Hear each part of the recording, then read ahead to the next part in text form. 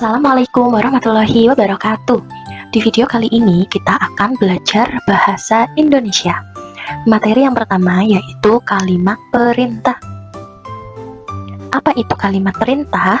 Kalimat perintah yaitu kalimat yang digunakan untuk menyampaikan permintaan, perintah, atau larangan.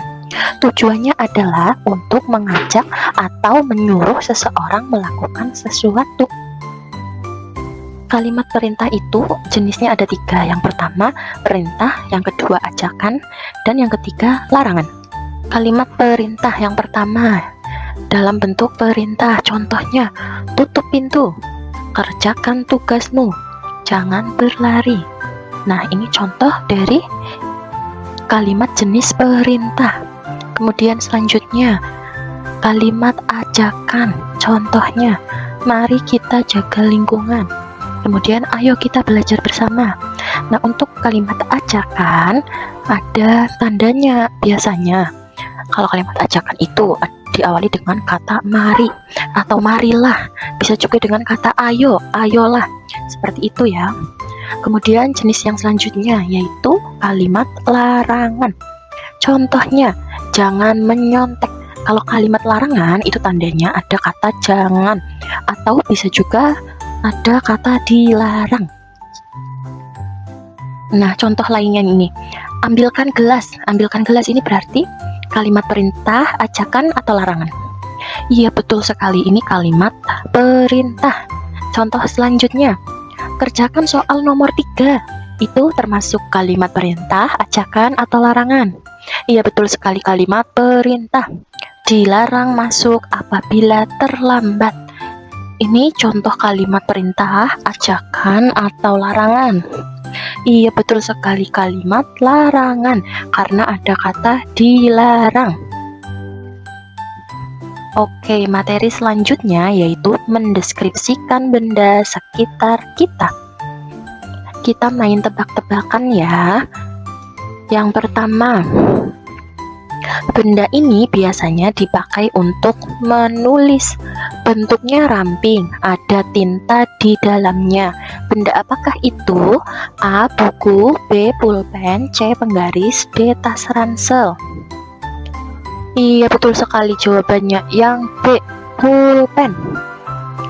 Soal berikutnya, aku dipakai untuk melihat waktu. Biasanya melingkar di tanganmu. Benda apakah itu?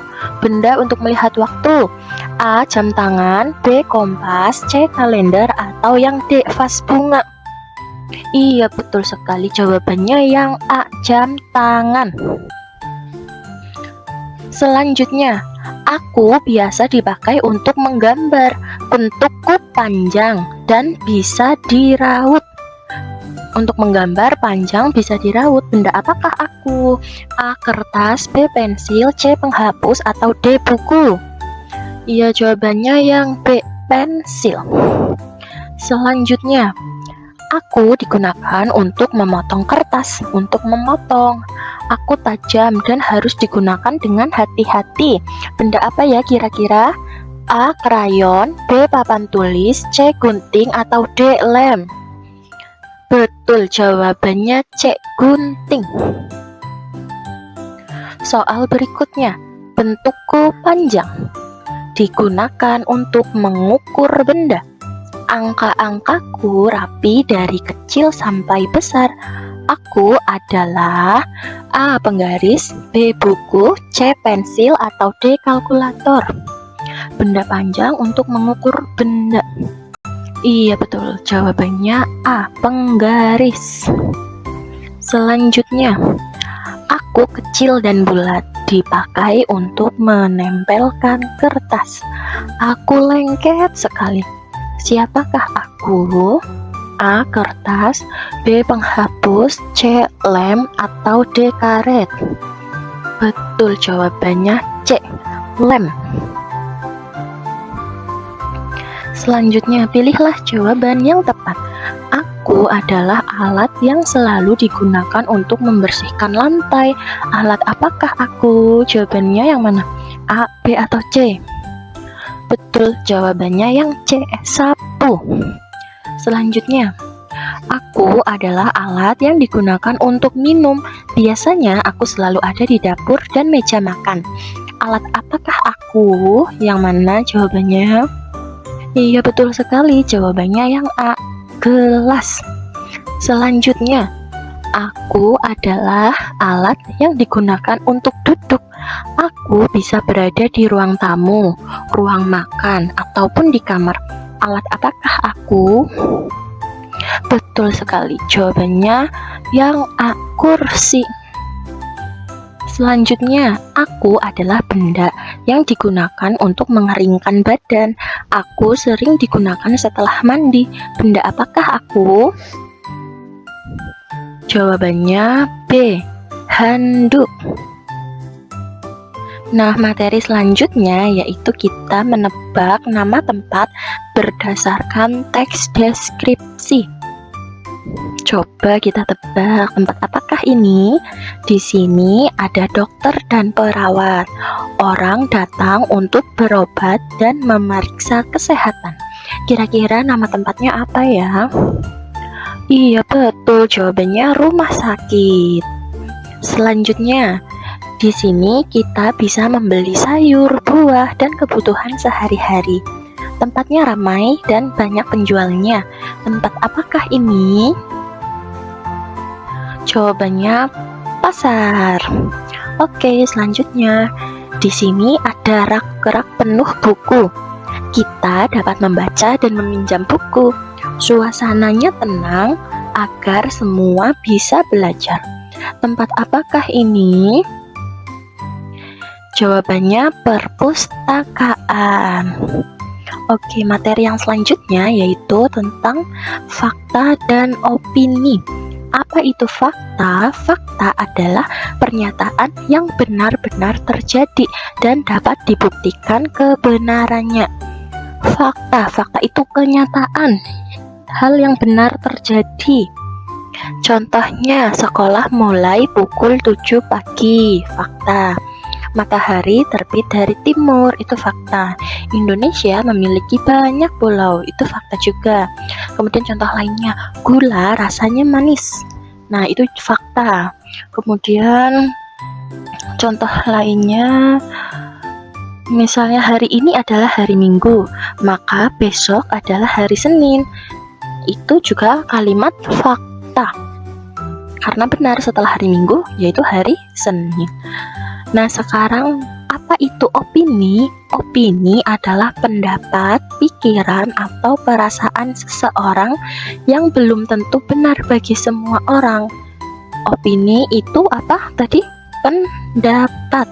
Opini itu pendapat, belum tentu semua orang berpendapat yang sama. Contohnya, sekolahku adalah sekolah terbaik. Itu merupakan opini karena bisa saja menurut siswa dari sekolah lain, sekolah kita ini bukan sekolah yang terbaik ya. Kemudian contoh yang kedua, belajar matematika itu menyenangkan. Nah, kalimat itu merupakan opini karena tidak semua orang suka dengan pelajaran matematika. Kemudian contoh ketiga, buah mangga adalah buah yang paling enak.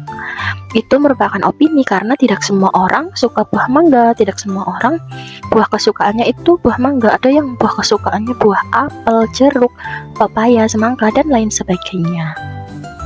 Jadi diingat ya anak-anak, kalau fakta itu yang benar-benar terjadi, sedangkan opini adalah pendapat, belum tentu semua orang berpendapat yang sama.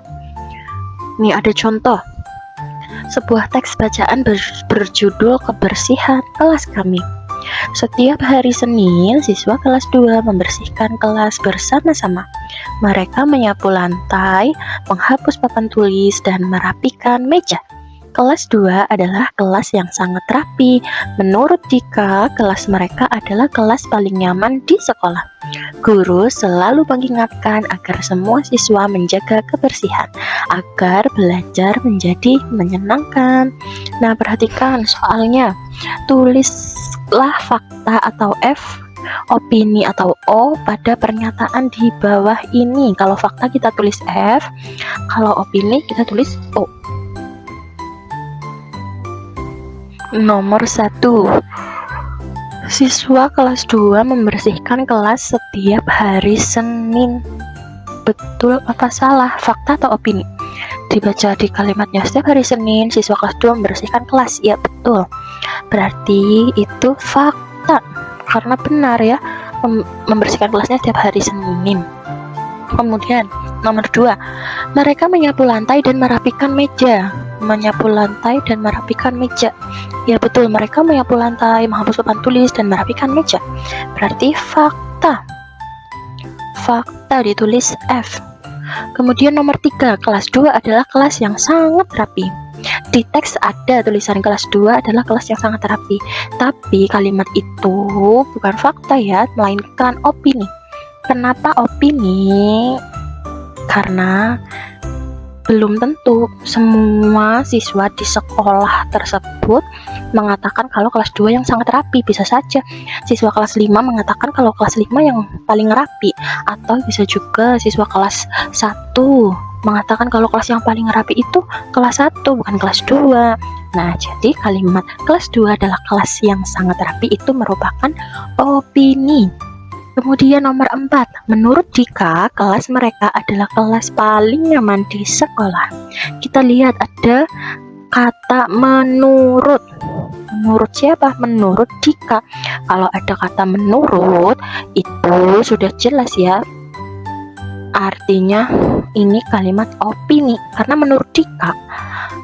Kalau menurut, misal menurutnya, menurut Dini, menurut Bella, itu kan belum tentu kelas yang paling nyaman di sekolah itu kelas 2. Oke, lanjut nomor 5. Guru mengingatkan agar semua siswa menjaga kebersihan. Fakta atau opini? Fakta ya, guru mengingatkan agar semua siswa menjaga kebersihan, itu fakta. Kemudian nomor 6, belajar menjadi menyenangkan jika kelas bersih. Betul atau salah? Fakta atau opini? Opini, ya betul, opini. Kenapa kok opini? Karena belum tentu menurut semua orang kalau kelasnya bersih belajar jadi menyenangkan ya. Oke, lanjut ke materi selanjutnya, yaitu mengenal perasaan. Apa itu perasaan? Perasaan adalah sesuatu yang kita rasakan di dalam hati. Perasaan bisa muncul karena kejadian atau pengalaman yang kita alami.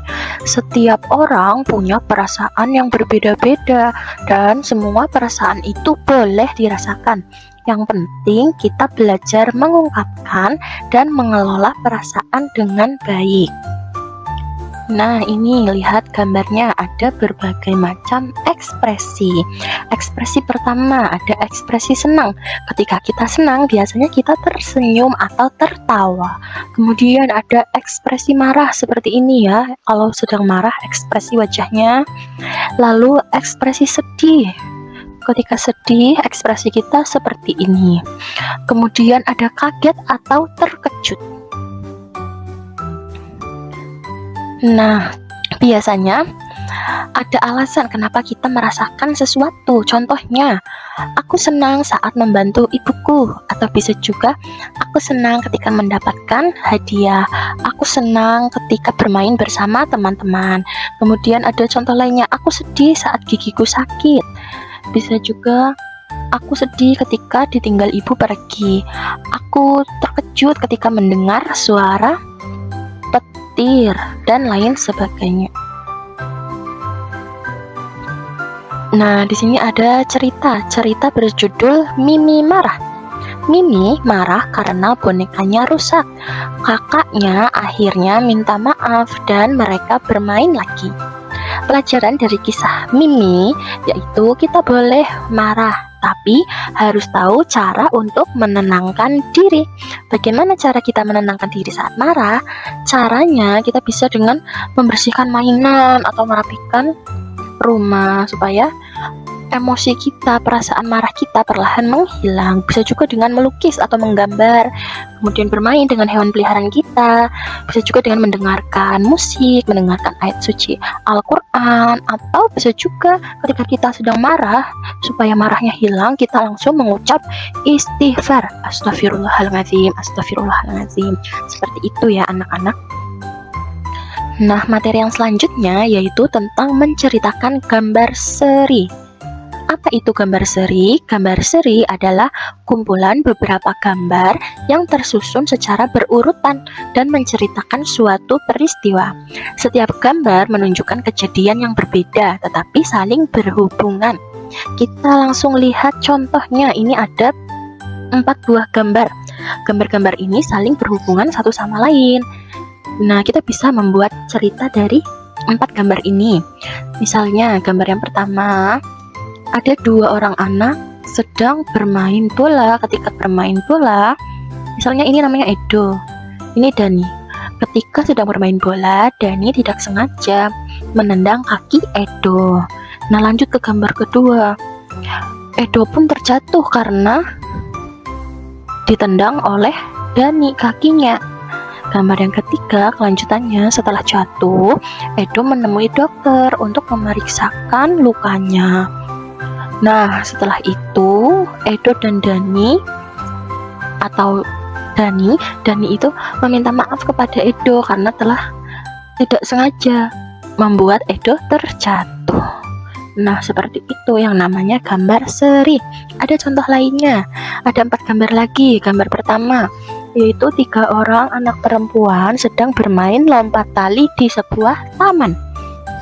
Gambar kedua, saat sedang bermain, salah seorang dari mereka terjatuh.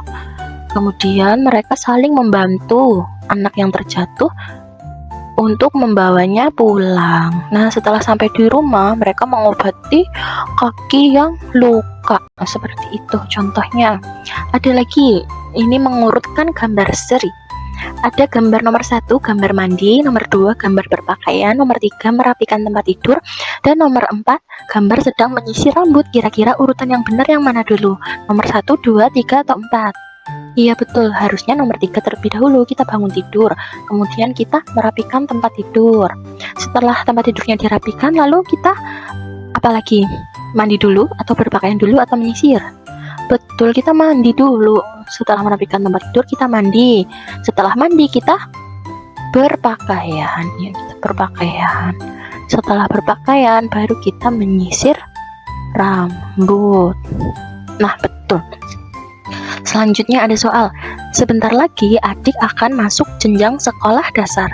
Adik akan dites masuk membaca. Ibu mengajari adik untuk belajar membaca.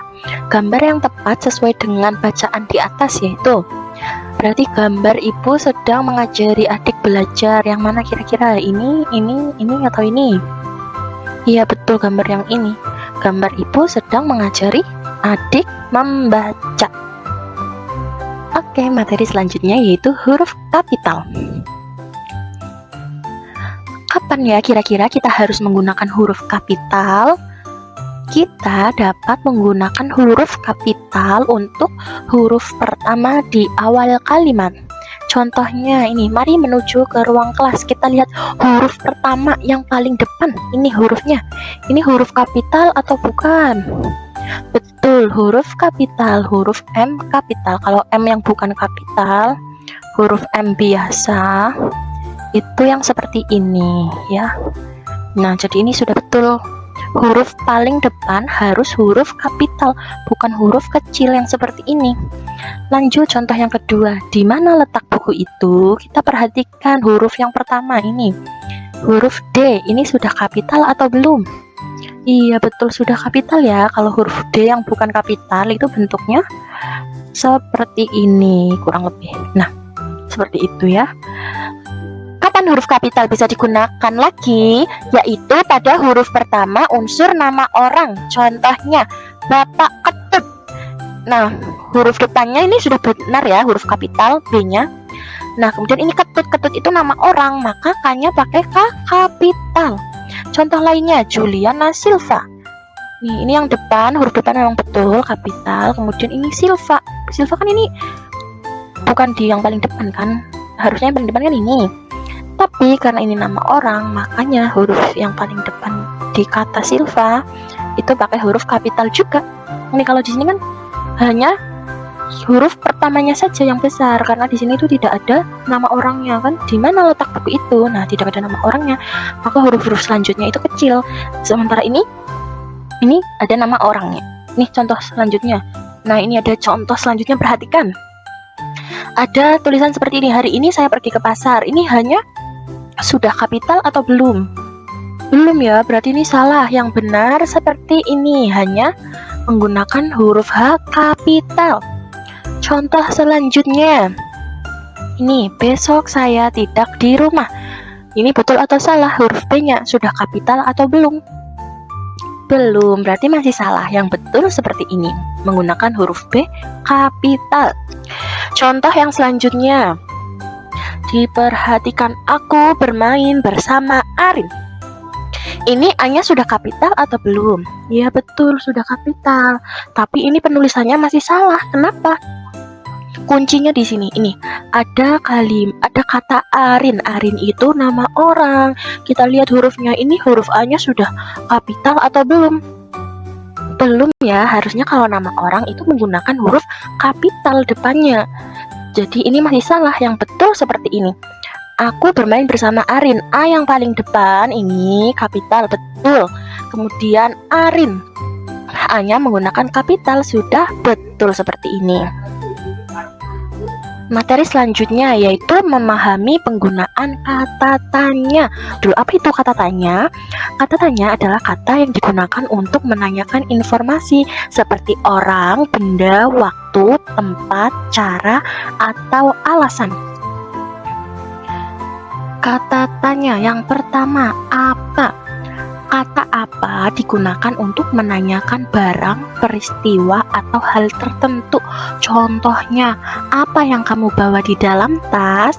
Contoh lain, apa warna kesukaanmu? Apa makanan kesukaanmu?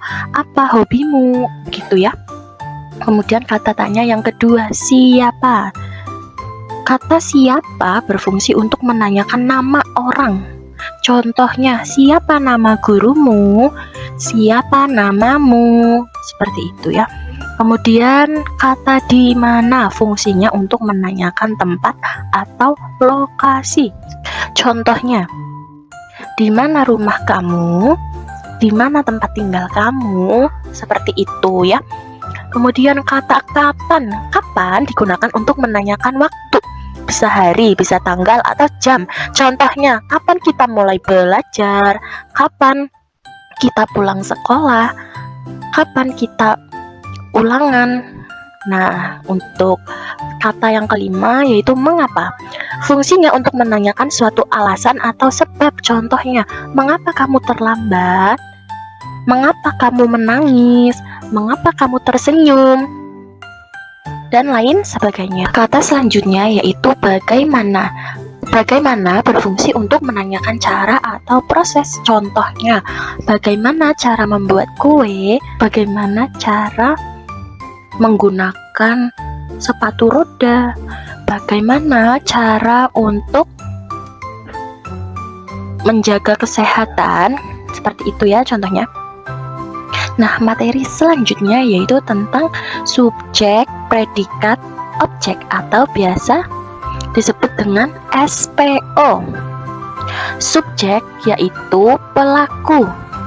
Subjek itu pelaku, bisa nama orang atau hewan yang ada di depan, biasanya di depan kalimat. Kemudian predikat. Predikat adalah sesuatu yang dilakukan oleh subjek, biasanya berupa kata kerja. Contohnya membaca, berlari, menyanyi, menari, menggambar, dan lain sebagainya. Posisinya biasanya setelah subjek, berarti subjek paling depan, kemudian dilanjut dengan predikat. Yang di tengah itu predikat. Selanjutnya ada objek. Objek adalah biasanya itu benda. Objek itu benda. Contohnya buku, apel, pensil, dan lain sebagainya. Posisi dalam kalimat itu di yang paling terakhir, paling belakang. Nah, contohnya ada soal ayah membaca koran.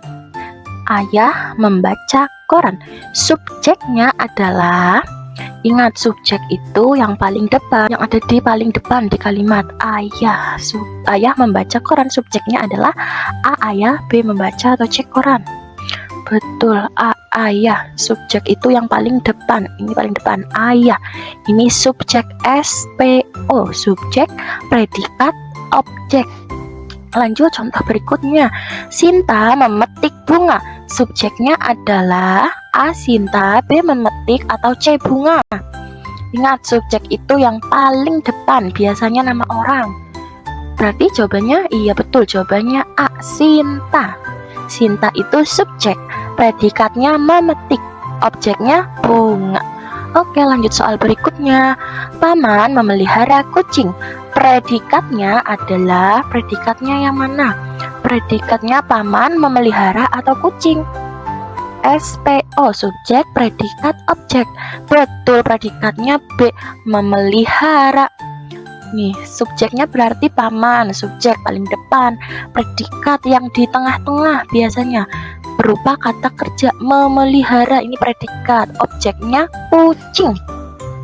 Lanjut soal nomor 4. Kakak mencuci sepatu. Predikatnya adalah A kakak, B mencuci, C sepatu. Betul, jawabannya mencuci. Predikat itu kata kerja yang di tengah biasanya. Subjeknya kakak, predikatnya mencuci, objeknya sepatu ya, SPO. Lanjut contoh berikutnya. Ibu memasak sayur. Objeknya adalah, sekarang yang ditanya objeknya, ingat, SPO, subjek, predikat, objek. Berarti objeknya A ibu, B memasak atau C sayur. Betul, jawabannya yang C sayur. Subjeknya berarti ibu, predikatnya memasak, objeknya sayur. Objek itu yang paling belakang. Sayur, benda, benda-benda. Sayur kan termasuk benda ya. Kemudian yang terakhir, soalnya adik membawa tas. Objeknya adalah, objeknya yang mana? Objek itu benda. A adik, B membawa atau C tas. Betul sekali, jawabannya C tas. Adik membawa tas. Subjeknya berarti adik, subjek, predikatnya membawa, objeknya tas. SPO, subjek, predikat, objek. Materi yang terakhir, teks deskripsi diri, yaitu teks yang menceritakan diri sendiri. Ada contohnya ini, ada seorang anak namanya Bella. Nah, teks deskripsinya seperti ini. Namaku Bella, umurku 8 tahun, rambutku lurus, hobiku membaca, cita-citaku menjadi guru. Contoh lainnya, ada seorang anak laki-laki bernama Alex. Dia membuat teks deskripsi tentang dirinya seperti ini. Namaku Alex, umurku 9 tahun, rambutku ikal, hobiku bersepeda, cita-citaku menjadi pemadam kebakaran. Jadi, kalau membuat teks deskripsi diri itu bisa berisi apa saja. Bisa berisi tentang nama kita, kemudian umur kita, lalu rambut kita apakah lurus, keriting, ikal, atau bisa juga rambut kita itu panjang, pendek, dan lain sebagainya. Kemudian dapat berisi hobi kita apa? Bersepeda, apa? Membaca buku, menulis, mendengarkan musik, dan lain-lain. Kemudian kita tulis cita-cita kita ingin menjadi apa? Bisa menjadi guru, dokter, polisi, pemadam kebakaran, tentara, dan lain sebagainya. Nah, sekian video kali ini. Wassalamualaikum warahmatullahi wabarakatuh.